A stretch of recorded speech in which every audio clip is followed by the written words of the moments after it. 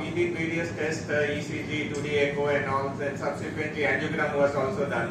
Angiogram though we found he has all three vessels are blocked. But with age, once we age, there will be lot of calcium deposition in the vessels. So once the calcium is deposited, the angioplasty, balloon and all, if we do normally, the results will not be good. Immediate results and long-term results will not be good.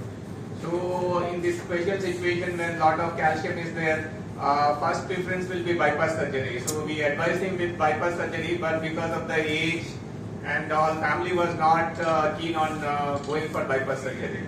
Then nowadays lot of advancement is there in the treatment of blockages by means of stent. Lot of new technology has come. The vessels are very small, 2 mm, 3 mm. So now we have a camera, 1 mm camera, which we can send inside the vessel. So we can get good idea about the calcium, how much degree calcium is there, 360 degree calcium is there, what is the depth of the calcium, what is the length of the calcium. So we have done the angioplasty using the camera. It is called IVL ultrasound, 1 mm. It will go inside the vessel and we can get more of the calcium. Then once we got the information, then we have other modalities to deal the calcium. We have cutting balloon, we have rotablation, and we have intravascular lithotripsy balloon. Intravascular lithotripsy is the technique by which they will blast the kidney stones. Same technique is available in the form of a balloon to blast the calcium in the vessel. So depending upon the degree of calcium, some cases we will use the cutting balloon, some cases we will use rotablation, some cases we will use lithotripsy balloon. But in his case, we could manage by using the cutting balloon. The balloon has blades and we can cut the calcium with the blades. So once the calcium is managed, then only we can implant the stent. And if we can achieve good results, then long-term results will be good. Patient will not develop problem again. So we have done his case using the cutting balloon. There were multiple blockages, 2 blockages we have put the stent, and 1 blockages we have done only the balloon. So the result is good. He has recovered very fast and he was discharged in 1 or 2 days time, and he is doing well. The cost is similar only compared to bypass surgery. If you put 3 stents with camera, more or less it will be similar, only few thousand rupees here and there. If lithotripsy balloon is used, then cost will go up. Lithotripsy balloon, adi kidney stone blast cheste oka technique undi. Adi balloon use aithe cost will be more. Otherwise, cutting balloon and camera use cheste mostly cost will be same, not much. Gokuldas గారికి మీరందరూ వినే ఉంటారు. Nagaraj sir దగ్గరికి chest pain దగ్గర వెళ్తే వాళ్ళు injection ఇమీడియట్గా, మన దగ్గర ఇప్పుడు ఇమీడియట్గా క్యాత్ ల్యాబ్ సర్వీసెస్ లేనందుకు ఎమర్జెన్సీలో సార్ ఆ ఇంజెక్షన్ ఇచ్చేసి థ్రాంబోలైసిస్ అనే ట్రీట్మెంట్ ఇచ్చేసి ఎంబడి పంపించేస్తే తర్వాత ఇప్పుడు సార్ చెప్పినట్టు అది యాంజియోగ్రామ్ చేసి 3 బ్లాక్స్ ఉన్నాయి. అయితే ఇప్పుడు ఎవరికైనా ఇట్లాంటి సమస్యలు సర్వసాధారణం అయిపోయినాయి. అంటే ఇప్పుడు స్టెంట్స్, మల్టిపుల్ స్టెంట్స్ వేసుకోవాలన్నా లేకపోతే బైపాస్కి వెళ్ళాలనేది మీరు కూడా చాలా మంది మీ కుటుంబ సభ్యుల్లో కూడా ఇట్లాంటి డౌట్స్ వచ్చుంటాయి. సో దీనికి సింపుల్ ఆన్సర్ ఏంటంటే అంత ఈజీగా చెప్పనికి రాదు. బైపాస్ బెస్టా లేకపోతే మల్టిపుల్ స్టెంట్స్ వేసుకోవడం బెస్టా అనేది ఒక ఎక్స్పీరియన్స్డ్ డాక్టర్ ఉండే మీ పేషెంట్కి ఏం సూట్ అవుతుంది అనేది డిసైడ్ చేస్తారు. ఈ కేసులో కూడా మేము ఫస్ట్ బైపాస్ రికమెండ్ చేసినాం, బట్ వాళ్ళు వేరే రీజన్స్ వల్ల దాన్ని వద్దన్నందుకు నెక్స్ట్ ఆప్షన్ మనకు మల్టిపుల్ వెజల్స్లో మల్టిపుల్ స్టెంట్స్ వేసుకోవచ్చు. సో అది కూడా ఒక reasonable and good option. Surgery లేకుండా ఇట్లా కూడా చేయొచ్చు. మల్టిపుల్ స్టెంట్స్ దాన్ని 2 రకాలుగా 3 దఫాలుగా విడగొట్టి చేయొచ్చు. సో ఎప్పుడైనా కానీ 3 రక్తనాళాలు బ్లాక్స్ ఉంటే బైపాసే కంపల్సరీ అనేది కూడా ఇప్పుడు నవేడేస్ ఇప్పుడు వచ్చిన లేటెస్ట్ టెక్నాలజీ కానీ స్టెంట్స్ తోటి వేరే వేరే టెక్నిక్స్ ఇప్పుడు చెప్పిన అల్ట్రాసౌండ్ కానీ రోటాబ్లేషన్, బెలూన్ బ్లాస్ట్ చేసే ఆ టెక్నిక్ తోటి బైపాస్ అనేది కంప్లీట్గా చాలా వరకు తక్కువ అయిపోతుంది.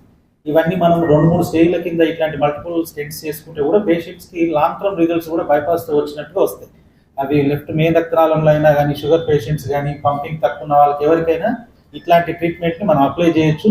ఇప్పుడు వాళ్ళకి 2 సార్లు చేసుకున్నంత మాత్రం కూడా ఎక్కువ ఇబ్బంది కూడా ఉండదు. బైపాస్తో ఎలాంటి రిజల్ట్స్ వస్తాయో ఇట్లా స్టెంట్స్ చేసినప్పుడు కూడా ఈ మల్టిపుల్ స్టెంట్స్ చేసినా కూడా పెద్ద డిఫరెన్స్ లేదు. అన్ని అవుట్కమ్స్లో they will be healthy, recovery fast. మళ్ళీ చేయాల్సిన ప్రొసీజర్స్ కొన్నిసార్లు దీనిలో ఎక్కువ ఉంటుంది బైపాస్తో కంపేర్ చేస్తే. కానీ సెలెక్టెడ్ పేషెంట్స్ అందరికి కూడా సూటబుల్ కాదు. కొంతమందికి మాత్రం బైపాసే కంపల్సరీ, ఇంకా వాటిని స్టెంట్స్ చేస్తే. సో అది సెలెక్షన్ ఇంపార్టెంట్. అది ఎవరి దగ్గర జరుగుతుంది అంటే ఒక ఎక్స్పీరియన్స్ కార్డియాలజిస్ట్ అయితే ఫ్యామిలీ మెంబర్స్ కూడా టైం స్పెండ్ చేస్తే ఏది బెస్ట్ అనేది మనం చూస్ చేయొచ్చు. ఈ పేషెంట్కి కొంతమందికి ఇన్ని టెక్నాలజీ ఉన్నా కూడా స్టెంట్స్తో రిజల్ట్ సరిగా రావు. అట్లాంటప్పుడు ఒకటే ఆప్షన్, మళ్ళీ దాని మీద డిస్కషన్స్ లేకుండా బైపాస్కి వెళ్తాం. కొంతమంది సెలెక్టెడ్ పేషెంట్స్కి ఇట్లా మనం రెండు, ఒక లెఫ్ట్ సైడ్ ఒకసారి రైట్ సైడ్ ఒకసారి అట్లా డివైడ్ చేస్తే బైపాస్తో కంపారబుల్ రిజల్ట్స్ వస్తాయి. సో తన విషయంలో కూడా జరిగింది అదే. ఇప్పుడు లెఫ్ట్ది కంప్లీట్గా అయిపోయినాయి, రైట్ది కొన్ని రోజులు మందులు పెట్టి చూస్తే కూడా ట్రబుల్ ఏం చేయకపోతే మనం పెట్టవచ్చు. లేదు బిల్లింగ్ ఉండి ఏదైనా వచ్చినప్పుడు మళ్ళీ ఇప్పుడు చేసినట్టుగానే రైట్ సైడ్ దాన్ని కూడా చేయొచ్చు. సో మేము ఈ కేసు అంటే దీన్ని హైలైట్ చేయడానికి ఎందుకు అనుకున్నామంటే, ఇప్పుడు బైపాస్ స్టెంట్ అనేది చాలా మందికి ఒక సందిగ్ధత, ఎటు పోవాలనేది కన్ఫ్యూజన్లో ఉంటారు, ఏది తీర్చుకోలేకపోతారు. సో ఇప్పుడు యశోద హాస్పిటల్ మా అన్ని బ్రాంచెస్లో ఈ టెక్నాలజీ నవేడేస్ మేము రోజు వాడుతుంటాం ఇట్లాంటి. సో ఆప్షన్ ఎవరికి బైపాస్ అనేది మేము డిసైడ్ చేస్తే వాళ్ళు ఒప్పుకుంటే ఓకే, బట్ చేయనప్పుడు ఒకవేళ బైపాస్ సాధ్యం కాదు వాళ్ళు వద్ద అనుకున్నప్పుడు ఈ ఆప్షన్ ద్వారా కూడా బైపాస్తో సమానమైన రిజల్ట్స్ ఇవ్వచ్చు ఇప్పుడున్న లేటెస్ట్ టెక్నాలజీతో. అది ఈ కేసు ద్వారా జరిగింది, అది మీకు మీ ముందుకు తీసుకురావడానికి ఈ ప్రయత్నం. సార్ వాళ్ళకి ఇప్పుడు కృష్ణగోకుల్ దాస్ గారికి తనకి ఎంప్లాయీ హెల్త్ స్కీమ్ ఉంటే దాని ద్వారా ఎక్స్ట్రా అయిన వాటికి మాత్రమే వాళ్ళు మనకు దాంట్లో రాదు. సో అట్లాంటి వాటికి సో ఎవరికి ఎట్లా ఉన్నా కూడా మేము కొంతమందికి ఇక్కడ నుంచి ఫైనాన్షియల్ గా వీక్ ఉన్న వాళ్ళకు ట్రావెలైజ్ చేసి సార్ వాళ్ళు పంపించినప్పుడు ఆరోగ్యశ్రీ పర్సనల్ కింద కూడా చేసింది. సో అది పేషెంట్ కండిషన్ బట్టి మనం డిసైడ్ చేస్తాం. సో వాళ్ళు కూడా బాగా కోఆపరేట్ చేసిండు, దాంట్లో వచ్చినంత వరకు తీసుకొని మిగతా ఎక్స్ట్రా రాని ఉంటే వాళ్ళు మాత్రం మిగతాదంతా మనం ఈహెచ్ఎస్ స్కీమ్ ద్వారా చేసినాం. పరిస్థితిలో పోతలేదు సార్. అయితే నాకు సడన్గా నేను బ్యాంకులో ఉన్నప్పుడు నాకు నొప్పి వచ్చింది సార్. ఎందుకు నొప్పి నాకే తెలియదు, పై తిరిగినట్లయింది. ఇమీడియట్గా నేను ఏం చేసినంటే మా బాబు నా కొడుకు ఉన్నాడు సార్, టీచరు పిలిపించినా వచ్చిండు. ఇద్దరం కలిసి భగవంతు దగ్గర పోయాడు సార్. డాక్టర్ భగవంతు లేడా, ఆయన దగ్గరికి పోతే ఆయన ఈసీజీ తీసాడు. తీసి అన్న నాకు డౌట్ ఉంది, ఇమీడియట్గా నాగరాజు దగ్గరికి రిఫర్ చేసాడు. ఇంకా సార్ ఆటోలో కూర్చోబెట్టుకుని నేను అన్ని టెస్ట్లు చేసి ఇంజక్షన్ ఏదో ఇచ్చి మీరు ఇమ్మీడియట్గా యశోద హాస్పిటల్కి పోండి సార్ అన్నాడు. మేము యశోద హాస్పిటల్ వరకు అంత 6:37 అంత లోపలే సార్. మేము నుంచి 12:31 o'clock నేను అంత సార్ వాళ్ళు వచ్చిండ్రు, మంచి కోఆపరేషన్ చేసింది సార్. నేను ఆయన హెల్తీ సార్, ఇప్పుడు మంచిగా ఉన్నా సార్. నేను డ్యూటీ చేయాలనుకున్నా కూడా సార్ కొత్తలేదు సార్. నేనైతే thanks to Yashoda hospital doctors.